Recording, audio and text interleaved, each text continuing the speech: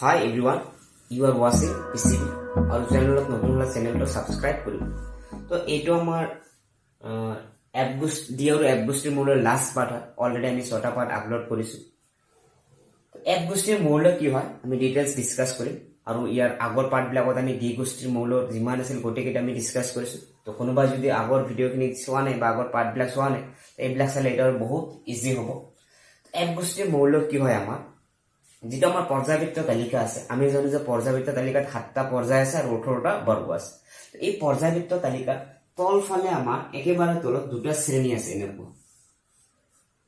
ঠিক আছে তো এই দুটা শ্ৰেণীক একেলগে আমি কি কও এক গোষ্ঠীৰ মৌল বুলি কয় তাৰ প্ৰথমটো শ্ৰেণীৰ এটা বেলেগকৈ নাম আছে যাক আমি কি কও লেন্থেনয়েড শ্ৰেণী বুলি কও আৰু যেটা আমাৰ তলৰ শ্ৰেণী আছে এই তলৰ শ্ৰেণীটোৰ নাম হয় কি আমাৰ एक्टिनॉइड श्रेणी এই দুটা শ্ৰেণীক একলগে আমি কি কও এক গোষ্ঠীৰ মৌল বুলি কোৱা হয় ঠিক আছে এইবাৰ এই এক গোষ্ঠীৰ মৌলৰ আৰু এটা ব্লেক নাম আছে যাক আমি কও আন্তঃসংক্ৰমণীয় মৌল আন্তঃসংক্ৰমণশীল মৌল যেনেকুৱা দ্বি গোষ্ঠীৰ মৌলৰ নাম আছিল আমাৰ কেৱল সংক্ৰমণশীল কিন্তু ইয়াত কি বল আমি আন্তঃসংক্ৰমণশীল মৌল তো ইয়াক আমি কি বলো এক গোষ্ঠীৰ মৌল তো এক গোষ্ঠীৰ মৌলতে লেন্থেনয়েড শ্ৰেণী আৰু एक्टिनॉइड শ্ৰেণীৰ বিষয়ে আমি ডিটেইলছ বেলেগ কৈ পঢ়িম তো ইয়াৰ আমাৰ প্ৰায় ধৰ্মবিলাক যিবিলাক ধৰ্ম আছে এক গোষ্ঠীৰ মৌলৰ প্ৰায় আমাৰ ডি গোষ্ঠীৰ মৌলৰ লগত মিলি যায় তো প্ৰথমে আমি ডিসকাস কৰিম কি লেন্থেনয়েড শ্রেণী লেন্থেনয়েড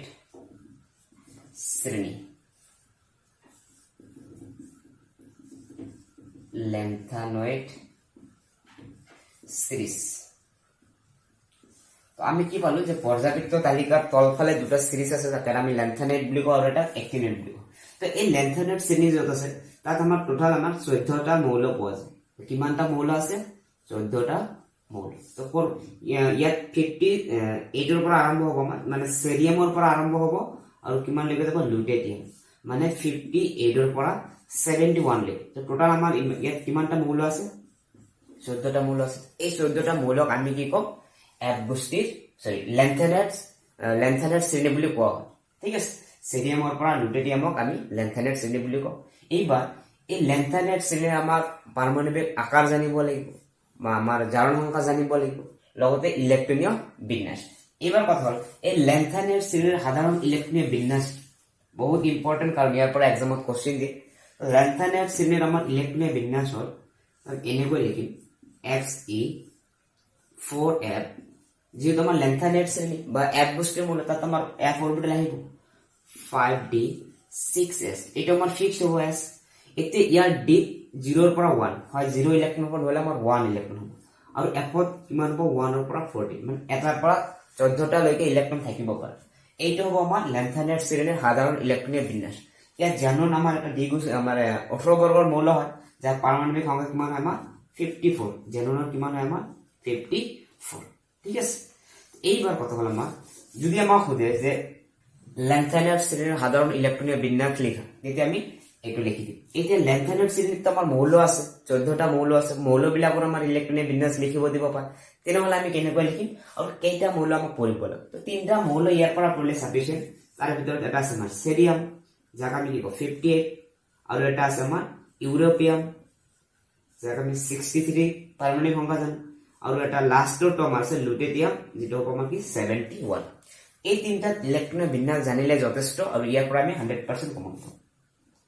এইবাৰ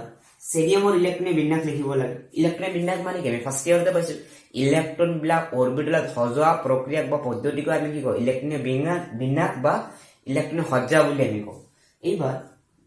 তো ইয়াত ইলেক্ট্ৰন সজাব লাগে জেনন মানে তো 54 তাৰ মানে কি 54 ইলেক্ট্ৰন অলৰেডি গৈছে বাকি আছে কি চাৰিটা আছে তো তাৰ ভিতৰত আমাৰ 4f আছে 5d আছে আৰু কি আছে আমাৰ 6s এতিয়া সব 58 ৰ ভিতৰত জেননে 54 আৰু চাৰিটা বাকি আছে এতিয়া কোত আমি কি ইলেক্ট্ৰন কেনে কৈ দিম তো s তো ফিক্সড আছে দুটা গল তো 54 আৰু দুটা 56 ডিট ম্যাক্সিমাম কেটা থাকিব পাৰে এটা গল 57 বাকি কিমানটা আছে এটা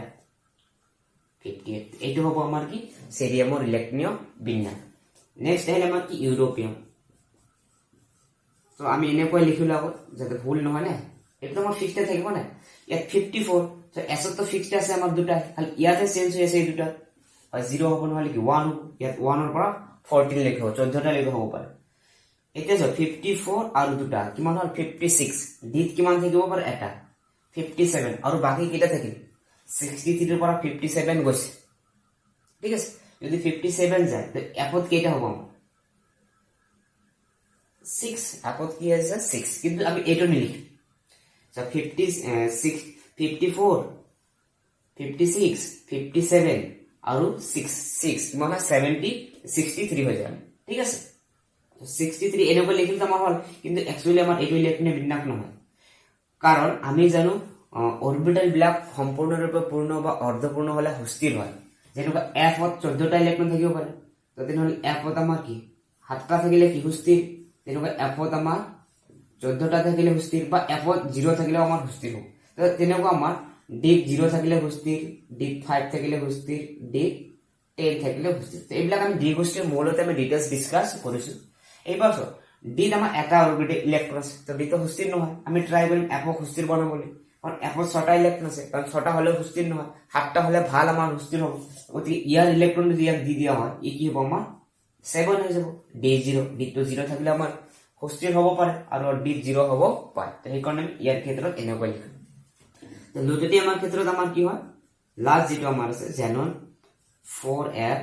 5d 6s ঠিক আছে তো s তো ফিক্সড ইয়ার 54 আৰু দুটা 56 d কেটা থাকিব পাৰে এটা 57 গল আমার আছে কি 71 57 গল বাকি থাকিল কি 14 টা ইলেক্ট্রন বাকি থাকিল তো এটা হ'ব আমাৰ লুটেটিয়ামৰ ইলেক্ট্ৰনীয় বিন্যাস এইবাৰ ইয়াৰ পৰা কোশ্চেন এনেকুৱা আহিব পাৰে আমাৰ যে এইটো দিয়া আছে সাপোজ দিব পাৰে আমাক সেৰিয়াম প্লাস 3 ইলেক্ট্ৰনীয় বিন্যাস লিখা আমি কেনেকৈ লিখি প্লাস এটাতে আমি জানো মেইন ইলেক্ট্ৰনীয় বিন্যাস এটা প্লাস 3 বসে মানে ইয়াৰ পৰা তিনটা ইলেক্ট্ৰন গুছি যাব প্লাস মানে গুছি যোৱা বুজে আৰু মাইনাস মানে কি গ্ৰহণ কৰা বুজে এতে গুছি যোৱাৰ কাৰণে কত যাও প্ৰথমে s ৰ পৰা যাব তাৰ পৰা d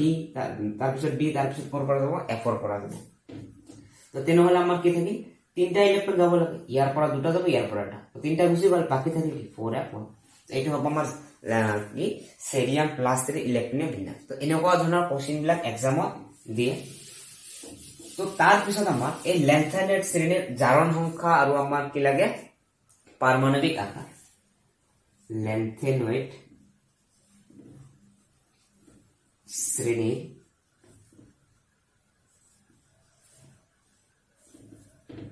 পাৰমাণবিক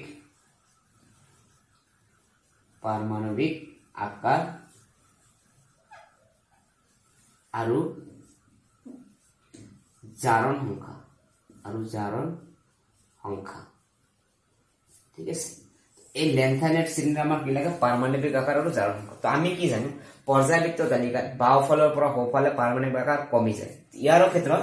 বাওফালৰ পৰা সোঁফালে আমাৰ পাৰমাণৱিক আকাৰ কমি যায় কিন্তু আকাৰটো খুবেই কম কমে বাকি বিলাকৰ তুলনাত যেনেকুৱা কমিব লাগে তেনেকুৱা নকমে ঠিক আছে আৰু ইয়াৰ সাধাৰণ জাৰণ অৱস্থা কি দেখা যায় প্লাস 3 লেন্থানাইট শ্ৰেণীৰ মৌলবিলাক সাধাৰণতে কি দেখায় প্লাস 3 জাৰণৰ অৱস্থা দেখায় কিন্তু তিনটা মৌলৰ বাহিৰে যেনেকুৱা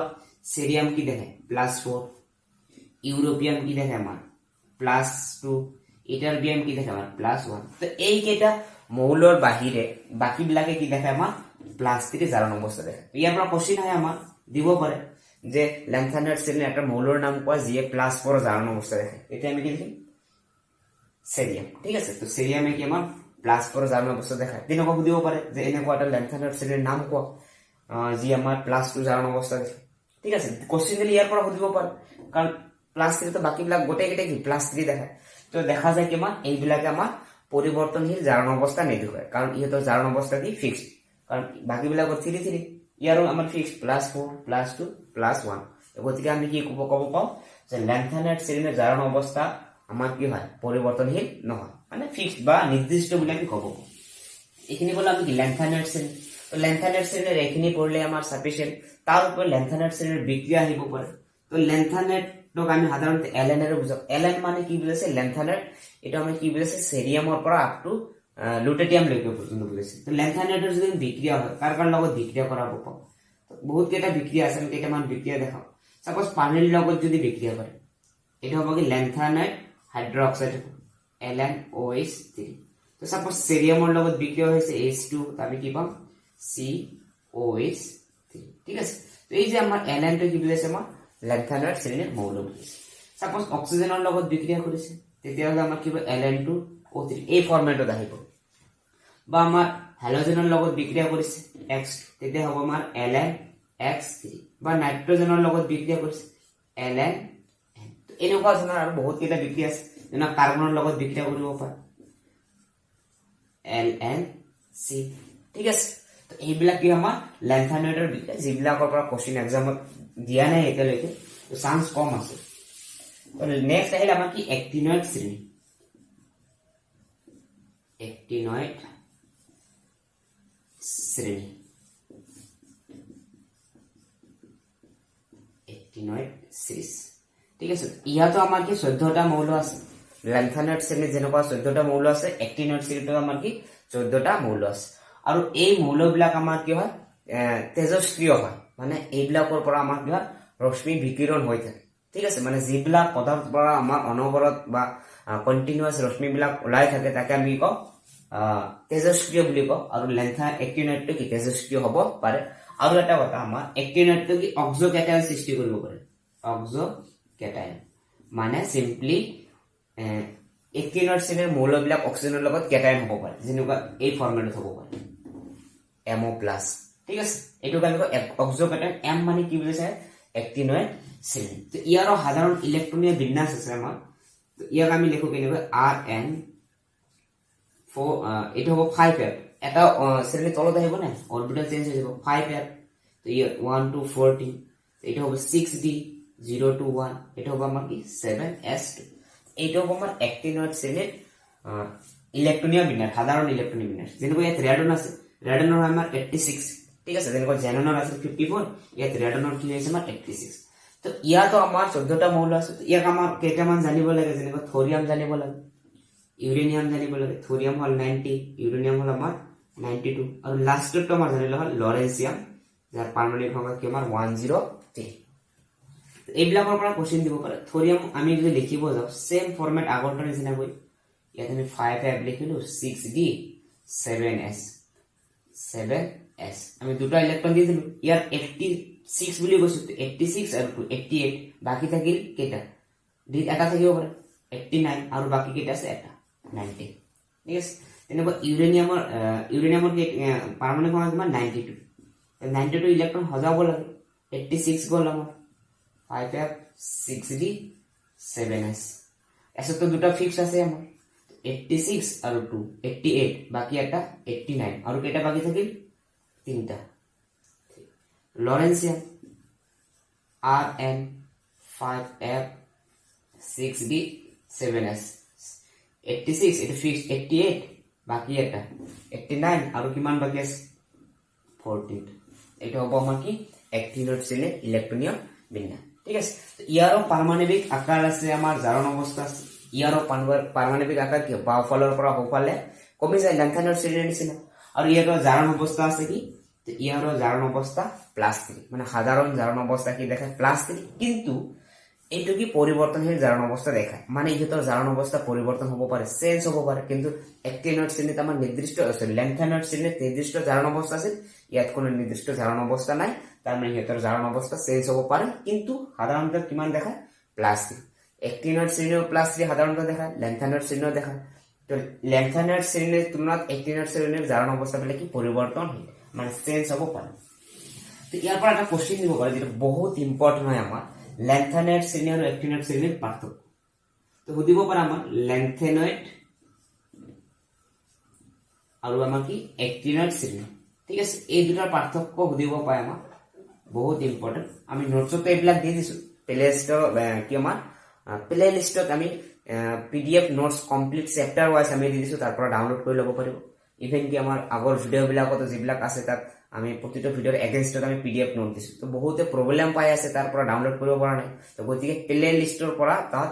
এটা ফোল্ডাৰ বনোৱা আছে complete chapter PDF notes Assamese medium বুলি তো তাত গলে চেপ্টাৰ ওয়াইজ আমাক কমপ্লিট নোটসে দিয়া আছে ঠিক আছে তাত আৰু প্ৰবলেম নহয় ডাইৰেক্ট ডাউনলোড কৰি তাৰ পৰা লিখি ল'ব পাৰিব এটা আমি পাৰ্থক্য যদি লিখিব যাও তো লেন্থানয়েড শ্ৰেণী আৰু আমাৰ কি এক্টিনয়েড শ্ৰেণীৰ পাৰ্থক্য লেন্থানেট শ্ৰেণীবিলাক কি হয় আমাৰ তেজস্ক্ৰিয় মৌল নহয়, মানে এইবিলাক তেজস্ক্ৰিয় নহয়, কিন্তু এক্টিনয়েড শ্ৰেণীবিলাক কি আমাৰ তেজস্ক্ৰিয় মৌল, মানে এইবিলাকে ৰশ্মি বিকিৰণ নকৰে, এইবিলাকে আমাক ৰশ্মি বিকিৰণ কৰে। এটা 1 নম্বৰ, ঠিক আছে। 2 নম্বৰ, লেন্থানেট শ্ৰেণীবিলাকে আমাৰ নিৰ্দিষ্ট সংখ্যক জাৰণ অৱস্থা দেখায়, মানে ইহঁতৰ জাৰণ অৱস্থা পৰিৱৰ্তন নহয়, কিন্তু এক্টিনয়েড শ্ৰেণীবিলাক কি পৰিৱৰ্তনশীল জাৰণ অৱস্থা দেখায়, মানে নিৰ্দিষ্ট জাৰণ অৱস্থাতকৈ বেলেগ বেলেগ দেখাব পাৰে, ন অনিৰ্দিষ্ট নাই, অনিৰ্দিষ্ট বুলিতো ক'ব নোৱাৰি, মানে আমাৰ পৰিৱৰ্তনশীল, মানে বেলেগ বেলেগ দেখাব পাৰে। 3 নম্বৰ এটা ক'ব পাম, ইহঁতে অক্সোকেটাইন সৃষ্টি কৰিব নোৱাৰে, কিন্তু এক্টিনয়েড আমাৰ কি অক্সোকেটাইন সৃষ্টি কৰিব পাৰে। ঠিক আছে, বহুত ইম্পৰ্টেণ্ট হয় চেপ্টাৰটো। এফ গোষ্ঠীৰ মৌলৰ এলিমেণ্টৰ পৰা বা এফ গোষ্ঠীৰ মৌলৰ পৰা বেছি কোশ্চিন পোৱা নাযায়, তো মই যিখিনি দিছোঁ তাৰ পৰা কমন পৰিব যদি কোশ্চিন আহে। আৰু আমি প্ৰিভিয়াছ ইয়াৰৰ কোশ্চিন সলভ লগতে আমাৰ 2012 পৰা 2020 লৈকে কোশ্চিন সলভ দিয়া আছে, তো এইখিনি যদি চোৱা হয় মানে 100% আমি কমন পাম। ভিডিঅ'টা ভাল লাগিলে লাইক কৰিব, কমেণ্ট কৰিব, পাৰিলে ভিডিঅ'বিলাক শ্বেয়াৰ কৰিব যাতে বেলেগেও চাব পাৰে।